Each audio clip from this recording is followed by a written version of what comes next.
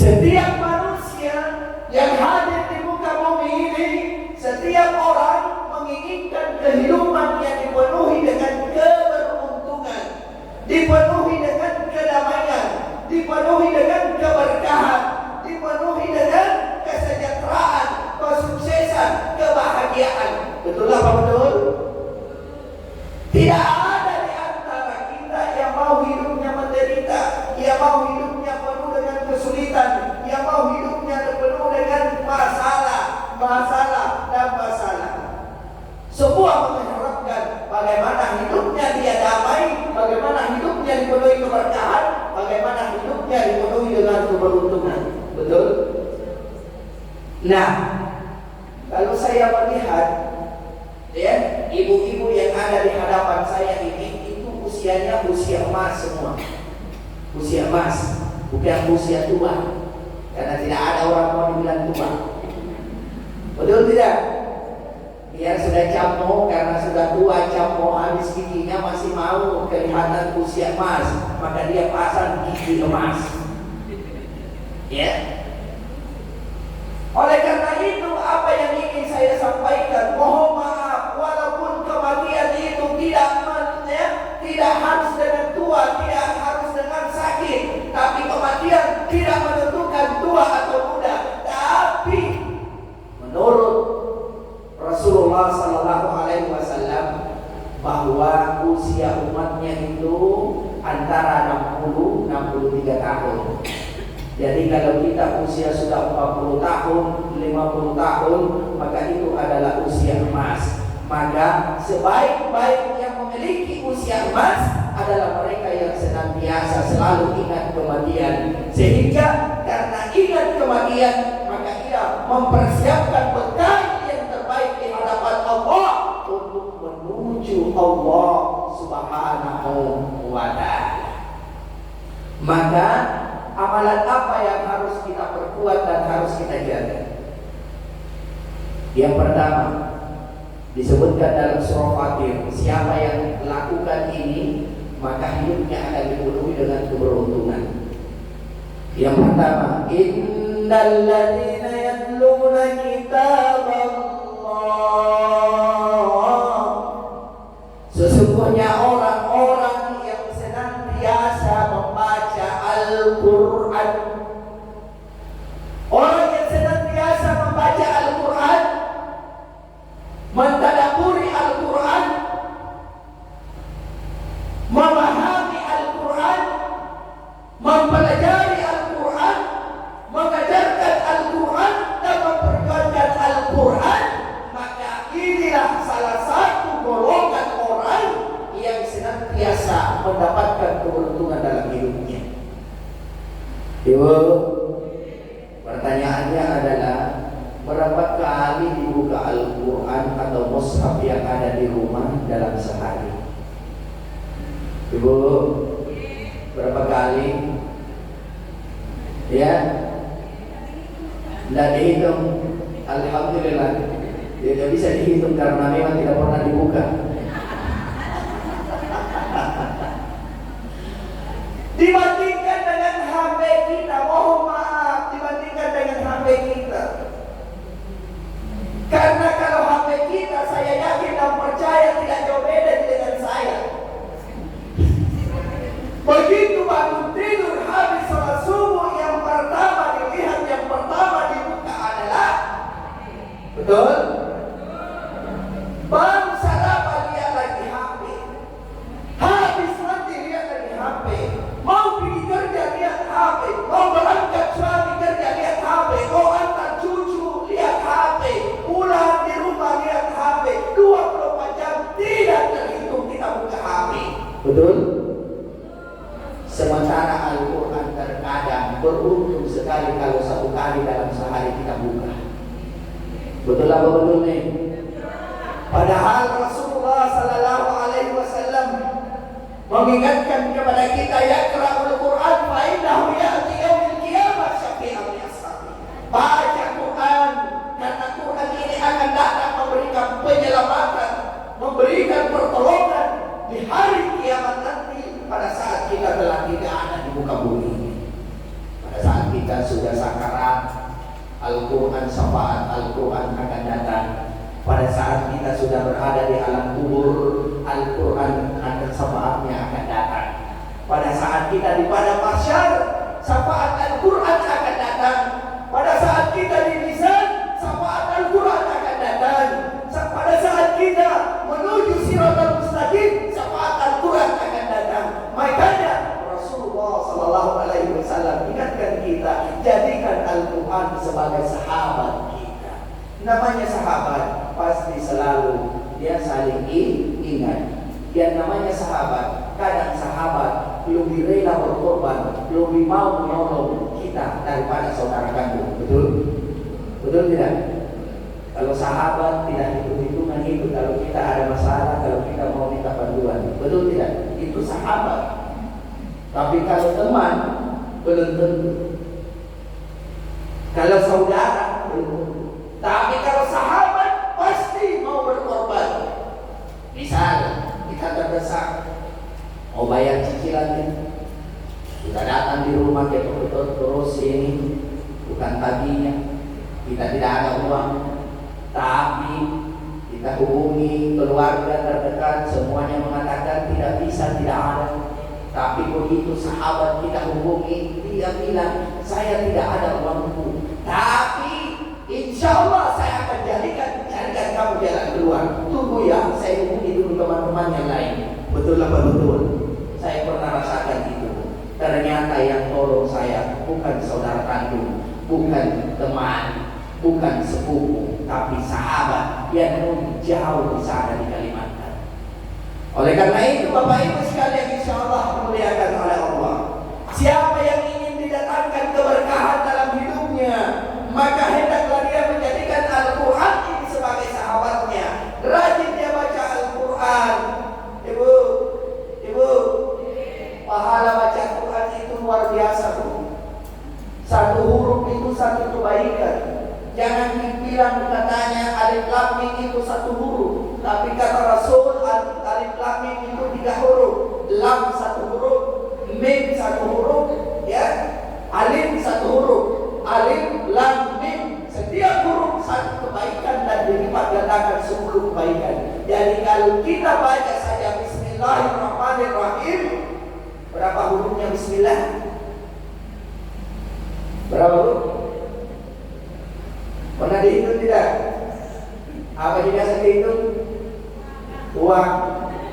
Kalau uang, pandai sekali dia hitung, dia perhatikan. Biar sudah dihitung lagi. Betul itu tadi itu. Jangan kurang itu. Iya. Pernah dikasih uang 1 juta, sudah hitung yang kasih 1, 2, 3, 4, 5, 6, 7, 8, 9, 10 lembar, 2 kertas warna merah. Sudah itu kita kasih, kita hitung lagi, padahal kita saksikan. Betul tidak?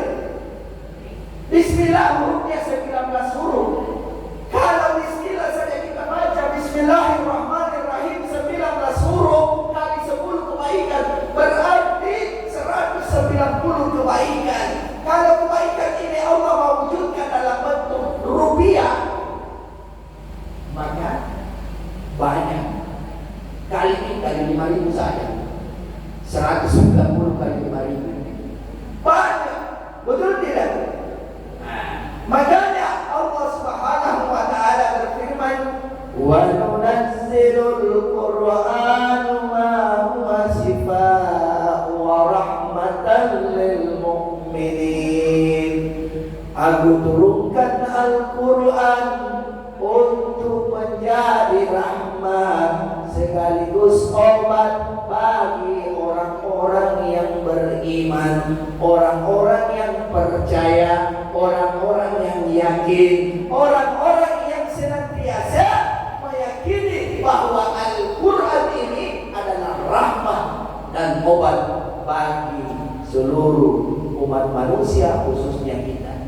Ibu, ada penelitian nih.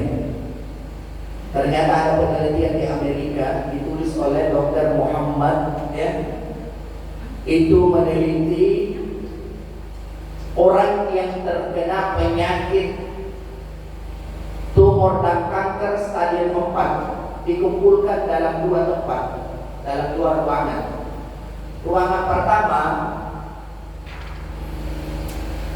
orang yang memiliki penyakit ini itu diberikan pengobatan biasa saja, seperti di rumah sakit.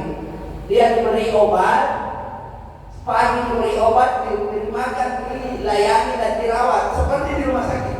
Siang diberi makan, diberi obat dan dilayani perawatannya. Malam begitu juga. Tapi yang kelompok B, selain diberikan perawatan, pelayanan dan obat, dia diterapi dengan bacaan Al-Quran. Yang bisa membaca Al-Quran, dia dipaksa untuk baca Al-Quran. Oh, banyak.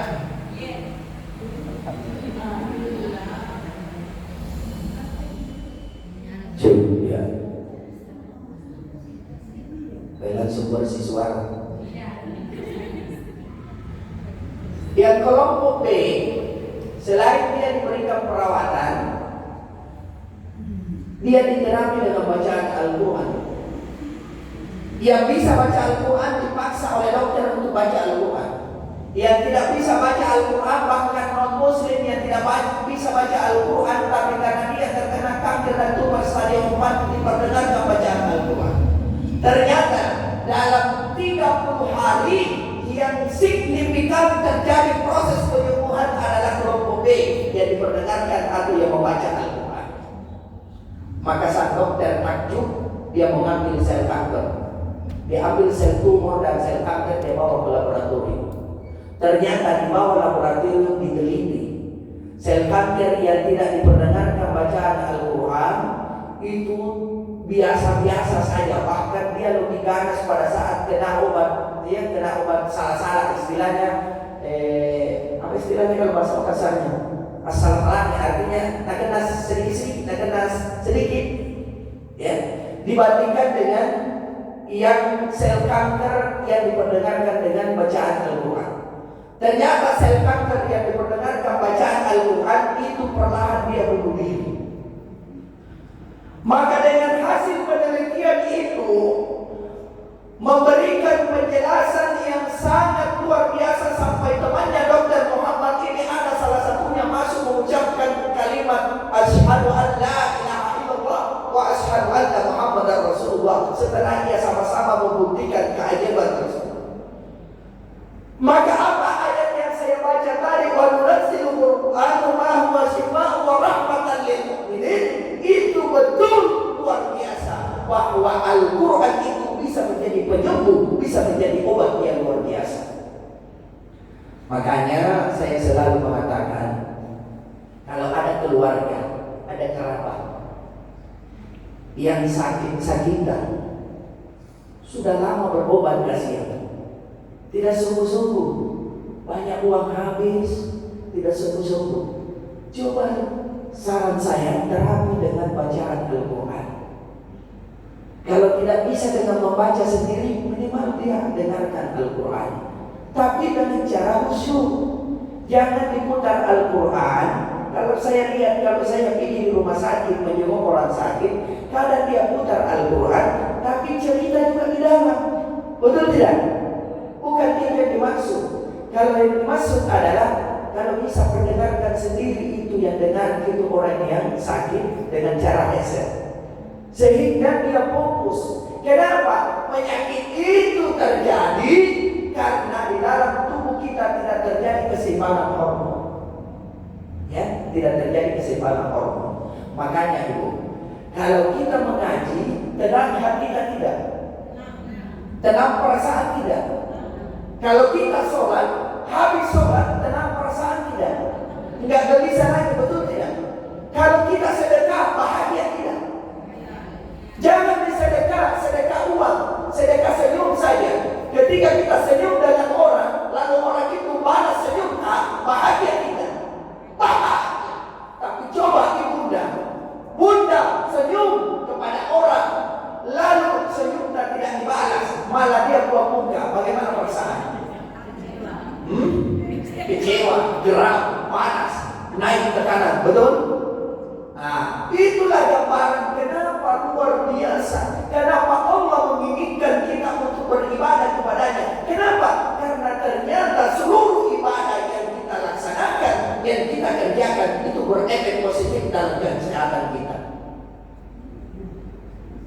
Ya, ada istilah anak-anak sekarang. Anakku biasa bilang saya, kalau mainannya biasa terhambur, lalu sampai tengah malam kadang saya pulang ceramah takziah sampai di rumah, itu tempat tidur penuh dengan mainan. Kadang saya bercanda sama anak saya, nak kira mak marah. Saya bilang, kalau tidak dibereskan itu mainan, besok ayah akan bakar semuanya. Lah kadang bilang, ayah, jangan marah-marah, nanti cepat tua. Ternyata betul. Orang yang suka marah akan cepat tua. Kenapa? Karena orang yang suka marah, menurut artikel yang saya baca hasil penelitian, orang yang suka marah itu hormon yang mengalir di darahnya adalah hormon kortisol. Hormon kortisol adalah hormon yang bisa mematikan sel-sel yang ada di dalam tubuh. Tetapi kalau orang tenang, habis sholat, habis ngaji, maka hormon yang terjadi yang mengalir di dalam tubuh kita namanya hormon serotonin, hormon vasopressin, ya, hormon yang membawa kebahagiaan. Dan hormon ini itu banyak diproduksi pada saat kita tertidur lelap dan pada saat kita mengalami fase tenang hati, tenang pikiran. Dan yang luar biasa, ya, ternyata hormon ini juga diproduksi banyak pada saat pasangan suami istri telah melakukan permainan lato-lato. Ya. Maka setelah dia main lato-lato, maka itu hormon kebahagiaan, hormon vasopressinnya itu sangat tinggi. Sehingga apa yang terjadi? Itu membuat dia lebih awet muda. Iya. Makanya Bapak Ibu sekalian, insya Allah dimuliakan oleh Allah, salah satu jalan dan amalan untuk melangitkan nama kita dan sekaligus jalan wadah sebab untuk membuka pintu rahmat Allah, menggetor pintu-pintu langit adalah dengan cara senantiasa mendawamkan baca Al-Qur'an. Bacalah Al-Qur'an, karena Al-Quran ini akan datang menyinari kuburan kita. Disebutkan dalam kitab, Ibu, saya yakin biasa diantar jenazah mayit ke kuburan, betul tidak? Itu kuburan kita lebarnya cuma 1x2, betul tidak? Kalau orang gemuk-gemuk mungkin lebar juga sedikit, mungkin dia 1,5 meter lebarnya. Kalau orang tinggi mungkin lebih dari 2 meter panjangnya, dalamnya 2 meter. Iya, kira-kira sekarang kita merenung. Kira-kira kalau mati di besok, anggaplah, kira-kira kalau mati di besok, kemudian kita dikubur, apa yang akan menyejukkan kuburan kita? Apa yang akan menyinari kuburan kita? Ya, Al-Quran melalui sholat. Sedangkan di dunia saja ini, Bu, mati lampu, gelisahnya kita luar biasa, betul tidak? Saya, Bu, saya ke sini tadi jam 12 sampai jam 3 lewat 10 menit itu baru menyala lampu di rumah. Tidak bisa tidur siang. Panasnya luar biasa. Sehingga apa yang terjadi? Kita keluar di depan rumah juga panas, di dalam rumah juga panas, maka semua buka baju.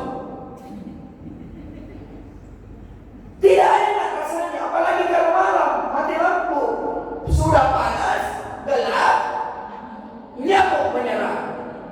Betul? Sekarang kita jangan dikatakan setelah kita mati ini kita sudah habis perkara. Tidak. Kita ini ketika mati hanya pindah alam. Dulu kita di alam arwah, dan setiap kita pindah alam kita lupa apa yang terjadi di alam itu. Dulu kita di alam arwah kita tidak tahu apa yang kita lakukan di sana. Setelah itu kita dipindahkan di alam rahim, di rahimnya ibu.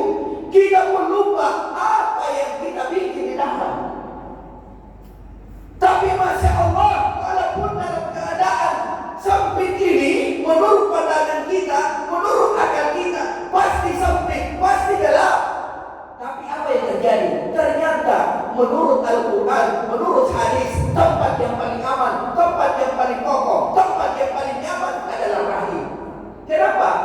silaturahim karena yang urus kita Allah Subhanahu wa taala melalui malaikatnya. Penuh dengan kelembutan, penuh dengan kenikmatan. Saking nikmatnya kita tidak ngapa-ngapain tubuh, betul tidak? Makanya ketika kita lahir keluar dari perut ibu kita, kita menangis benar. Ya lahir tertawa, alhamdulillah lahirnya cek, lahirnya cok. Alhamdulillah lahir cucu pertama, alhamdulillah lahir anakku pertama, alhamdulillah lahir putra pertamaku, alhamdulillah kita menangis.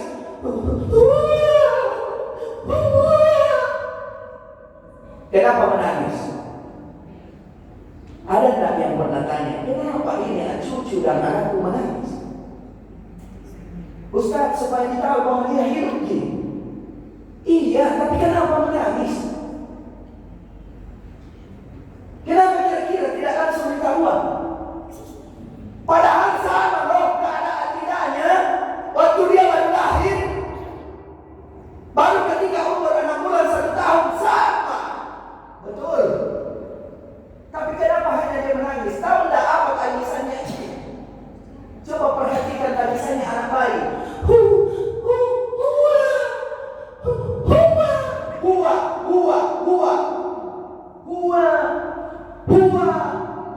Huwa yang mana dimaksud? Dia cari Allah. Di mana Allah? Di mana Allah? Makanya orang yang beriman, yang banyak amal solehnya, yang telah diangkat namanya di langit, siap disambut oleh malaikat di langit pada saat dia meninggal. Orang yang ada di sekitarnya dia yang menangis, tapi dia yang tersenyum. Kenapa? Kembali ke rahmat Allah, ke tempat pangkuan Allah yang penuh dengan kasih sayang. Kenapa dia tersenyum? Karena dia telah membawa bekal yang pula, bekal yang banyak. Sekarang kira-kira sekiranya pulang dari masjid ini, ternyata begitu tiba di rumah, malaikat maut telah menunggu di pintu kita. Lalu dia berkata, wahai Daintino, aku sudah menunggu di sini. Sudah ada perintah Allah untuk menjemputmu. Sudah siapkah kita? Siap? Harus siap. Siap atau tidak? Ada bekal atau tidak? Rela atau tidak? Kalau tiba waktunya, malaikat maut tidak akan pulang sebelum membawa kita. Makanya ibu, mari jangan berleha-leha, gunakan hidup kita untuk memperbanyak bekal. Salah satunya adalah bacaan Al-Quran. Biasa dilihat di televisi atau di YouTube viral, begitu digali kuburannya, jasadnya masih utuh. Biasa ya. Ternyata yang jasadnya utuh, ada 2 amalan yang dia lakukan selama hidupnya. Salah satunya adalah dia menjadi ahli Quran. Ada yang terbaru di Maros 2 tahun yang lalu, itu digali kuburannya, namanya Haji Baduk. Haji Baduk ini pemilik SPBU yang paling besar di Kota Maros. Itu dia tidak mengaji, amalannya dia tidak mengaji setiap hari, tidak mengaji setiap malam, tidak. Tapi apa yang dia lakukan? Keuntungan dari SPBU-nya itu sebagian dia sumbangkan ke pondok pesantren penghafal Al-Quran. Dia tanggung makannya anak-anak yang menghafal Al-Quran. Dia yang bayar gajinya guru-guru penghafal Al-Quran. Ternyata ketika meninggal 2 tahun kemudian diangkat kuburannya. Kenapa diangkat? Karena kuburannya kena rel kereta api. Ternyata setelah diangkat jasadnya utuh, kain kafannya tetap putih, tidak kotor. Kenapa? Karena dia adalah menjadi pejuang Al-Quran. Dia tidak membaca, dia hanya gunakan hartanya untuk membiayai anak-anak membaca Al-Quran. Kalau harta saja digunakan untuk membiayai membaca Al-Quran, apatah lagi kalau kita yang membaca. Betul tidak? Maka itulah kenapa Nabi katakan, ya Yaqra'ul Quran fa'innah ya'ti yaumil qiyamah syafi'an biasa. Baca Quran agar Al-Quran ini memberikan perlindungan dan pertolongan, benteng yang kokoh kepada kita. Bahkan ibu, siapa yang terlilit hutang, siapa yang seret rezekinya, banyak masalah dalam keluarga, jangan-jangan salah satunya adalah di rumah itu tidak pernah diperdengarkan bacaan Al-Quran. Padahal Rasulullah sudah ingatkan kita, ya, nauri buyutakum bi qiraatil Quran. Terangi rumahmu dengan bacaan Al-Quran. Dari amalan yang pertama yang bisa melangitkan diri dan membuka pintu langit adalah jadi ahli Quran, sahabat Al-Quran. Yang kedua, amalan yang senantiasa melangitkan diri kita dan menjadi asbab untuk membuka pintu-pintu langit adalah waqaqamus shalah, adalah menegakkan sholat. Sholat yang mana yang dimaksud adalah sholat berjamaah. Yaudah, sholat berjamaah. Jadi ibu rajin sholat berjamaah. Ustaz, ada hadis mengatakan seabdal-abdalnya perempuan sholat di rumahnya. Iya betul, tapi itu kondisional. Kalau kampung-kampung banyak anjing gila, apakah lagi masjidnya sekitar 1 kilo 2 kilo dari rumah, tidak ada lampu jalan, banyak pemabuk, wabdan sholat di rumah. Kita dalam komplek ada lampu jalan, ramai, siapa yang mau culiki? Betul tidak? Tidak ada anjing gila. Siapa mau culiki? Umur tadi sudah 60 tahun. Nanti ada anak muda curi ke Ustaz. Beruntung lagi kalau jaga 60 tahun ada anak muda curi. Betul tidak? Nah, makanya ayo langkahkan kaki ke masjid. Karena Rasulullah bilang, siapa yang sholat berjamaah ke masjid, maka langkah kaki kanannya mengangkat derajatnya, langkah kaki kirinya menghapus dosa-dosanya. Ya, berapa banyak dosa yang disebabkan oleh mata, apalagi mulut, banyak sekali dosanya. Betul tidak? Jangan kira pergi pengajian begini tidak ada dosa didapat. Ini biasa ada, karena ada tuh ibu-ibu majelis taklim tidak ada di sini, bukan majelis taklim Al-Hidayah. Di sana majelis taklim di Swiss, sekitar wilayah Samara. Ada dong itu pergi majelis taklim, tapi bukan ilmu melajari. Dua kemungkinan, satu bawa gosip baru atau mencari gosip baru. Ya, saya lihat bersyukur ini, saya lihat alhamdulillah bagus ini majelis taklim Al-Hidayah. Karena tidak seragam di semua pakaiannya, artinya tidak banyak COD. Betul tidak? Artinya sederhana semua orangnya, sederhana, tidak mau dibilang di media. Karena ada tuh untuk majelis taklim, banyaknya. Setiap saya kali isi majelis taklim, ada sembarangan. Makanya buat diambil juga bajuku. Kira-kira ya baju apa yang saya harus pakai? Jangan-jangan itu juga bajuku yang aku pakai yang dulu. Berapa kali gak pakai baju, gamisku juga persis sama dengan bajunya ibu-ibu majelis taklim. Makanya selalu gak micin-micin juga tuh. Karena banyak majelis taklim juga yang senantiasa cala-cala sedikit. Dari Ustaz kayak itu mesin bajunya, itu tuh dia tuh. Maka ibu sekalian, jaga lisan kita. Jadikan ini majelis taklim ini sebagai wadah untuk menuju surganya Allah Subhanahu wa Ta'ala. Makanya ibu bersyukur banyak anak mata nanti cari ini surga, kalau tidak ada bukan jadi surga ini. Betul tidak? Siapa namanya bunda yang mengaji? Ibu Junaidah. Ibu Junaidah. Misalnya setelah kita dikumpulkan di padang mahsyar, lalu kita sudah diarahkan ke Misan, setelah itu kita ke Telaga Kausar, kemudian ke Siratal Mustaqim, kemudian kita telah digiring dan ditubuh oleh Rasulullah untuk masuk dalam surga. Ternyata kita semua ini sudah masuk di surga. Padahal begitu masuk di surga, kita jalan-jalan di surga, tidak ada kita lihat ini bunda. Contoh di bunda nih, yang dipakai. Maka pesan saya, tolong menghadap pada Allah, menghadap Rasulullah. Tidak ada sahabatku, tidak ada Ibu Junaida. Nah itu Ibu Junaida, orang baik sekali, rajin mengaji. Setiap isi majelis taklim dia yang mengaji. Bagus sekali orangnya, murah senyum, suka berbagi, tidak pernah mengorok-orok, pokoknya baik hati. Maka ya Rasulullah, menghadap sama Allah, izinkan saya menghadap Allah. Saya minta syafaat kepada Allah, cari. Jangan kira bu.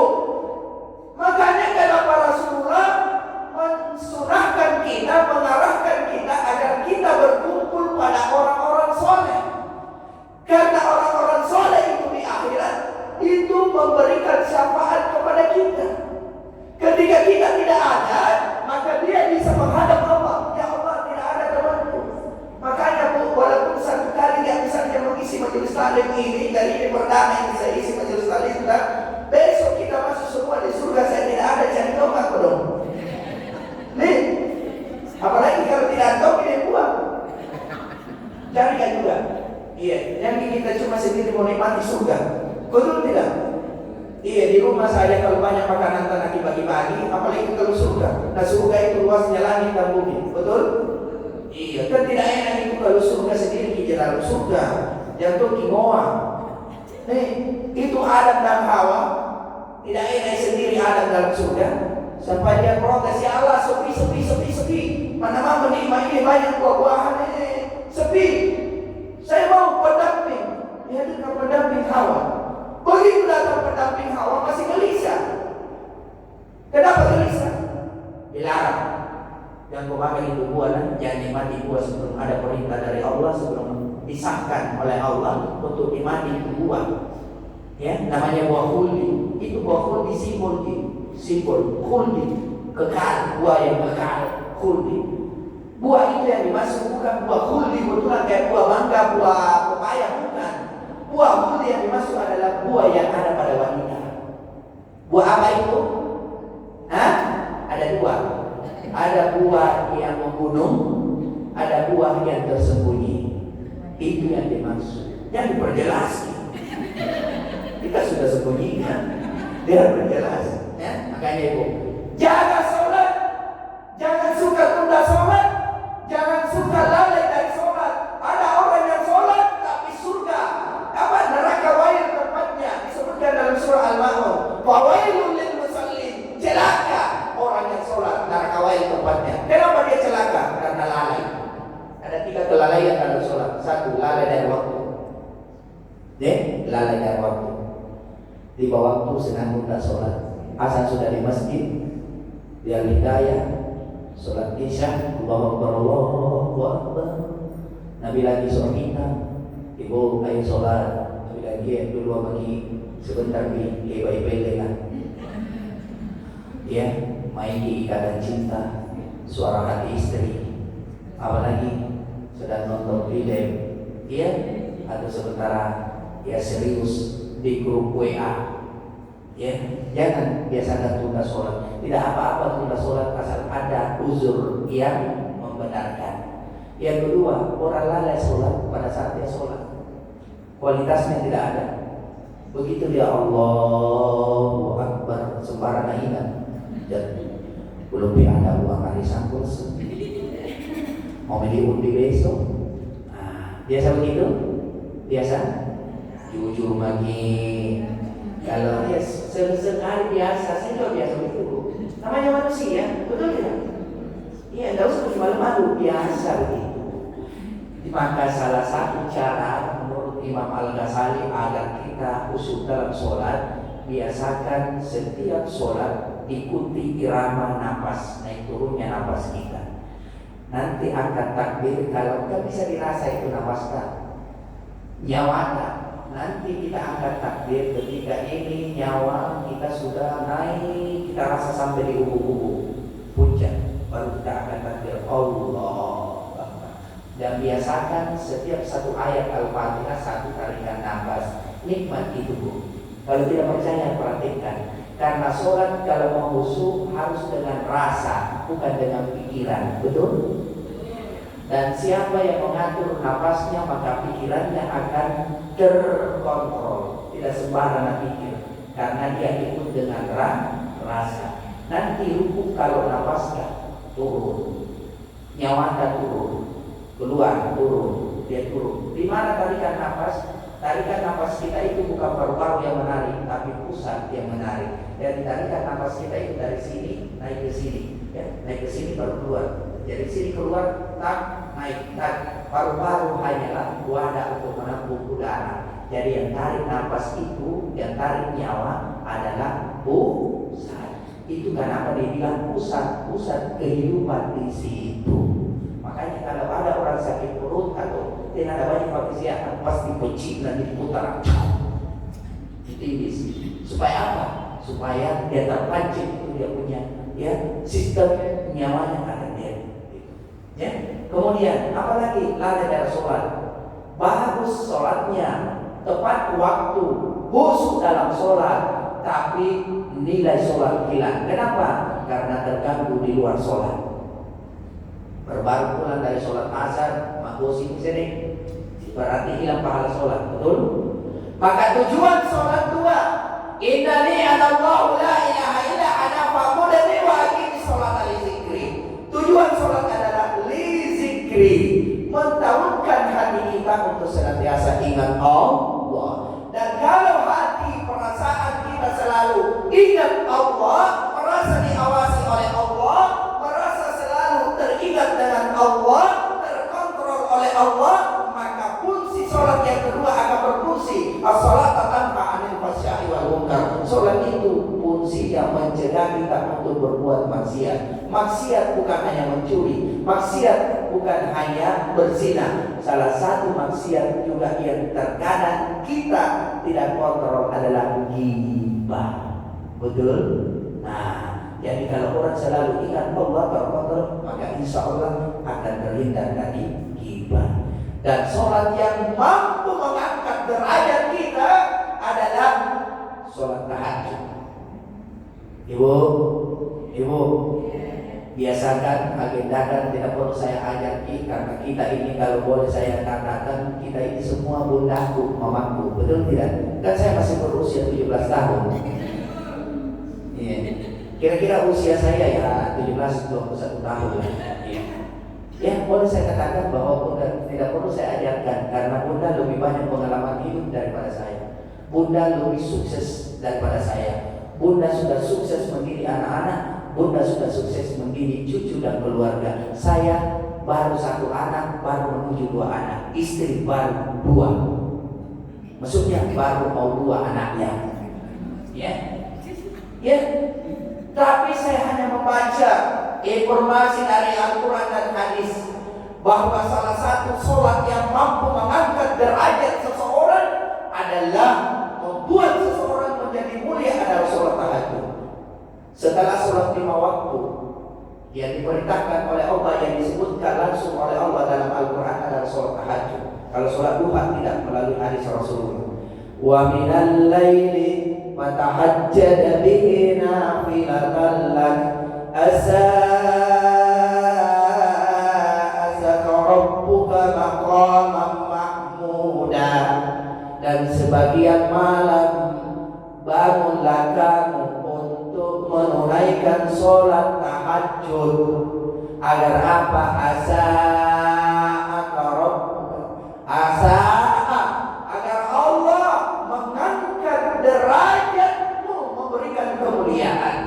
Makanya Rasulullah SAW selama masa hidupnya tidak pernah tinggalkan sholat tahajud. Masya Allah, Nabi yang dijamin surganya, yang tidak ada dosanya, tapi tidak pernah berhenti sholat tahajud. Masya Allah, sampai Fatimah berkata, ya Abi, Kenapa engkau mau siksa dirimu sampai sholat bongkar-bongkar kakinya? Apa bilang Nabi? Tidakkah layak aku bersyukur kepada Allah Subhanahu wa taala atas segala nikmat yang diberikan kepadanya?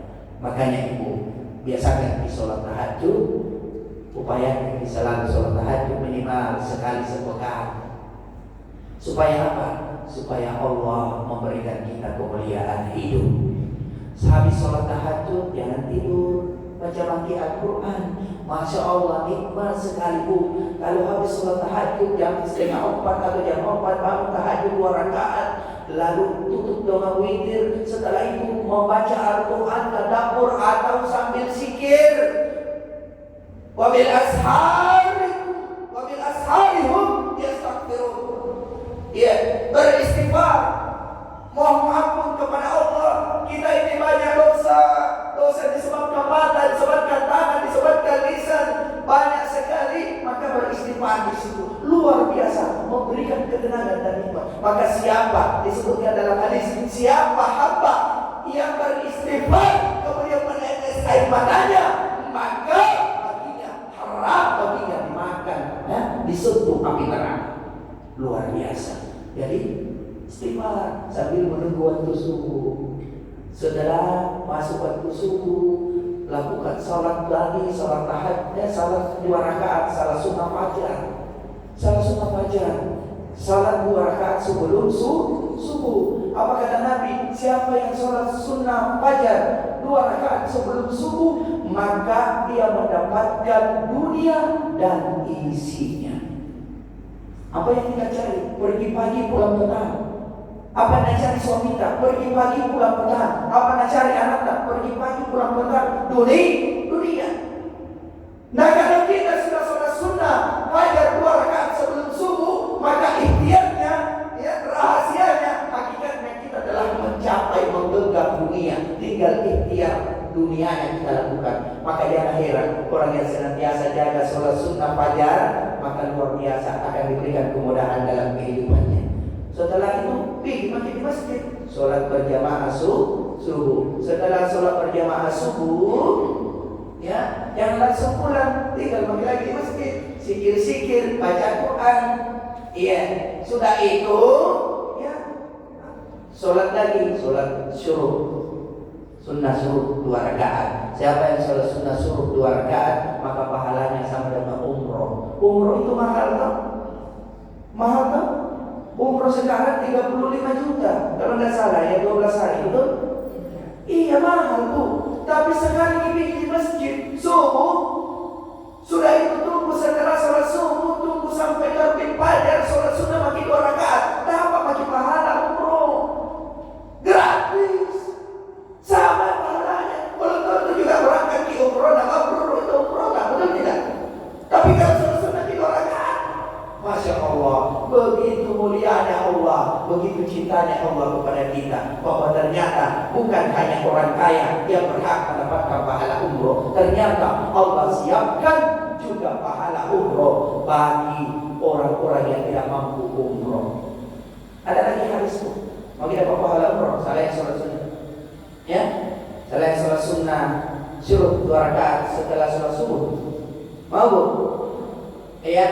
Hadis Nabi, seorang wanita atau seorang istri yang melayani suami dengan tulus ikhlas tanpa suaminya meminta duluan di malam Jumat besok malam, maka pahalanya sama dengan umroh. Di riwayat lain disebutkan, siapa seorang wanita, seorang istri yang melayani suaminya tanpa suaminya meminta duluan, maka pahalanya sama dengan membunuh orang Yahudi 70 orang kafir. Sekarang kan perang Israel dengan Gaza, jadi bantu orang Gaza bunuh orang Yahudi.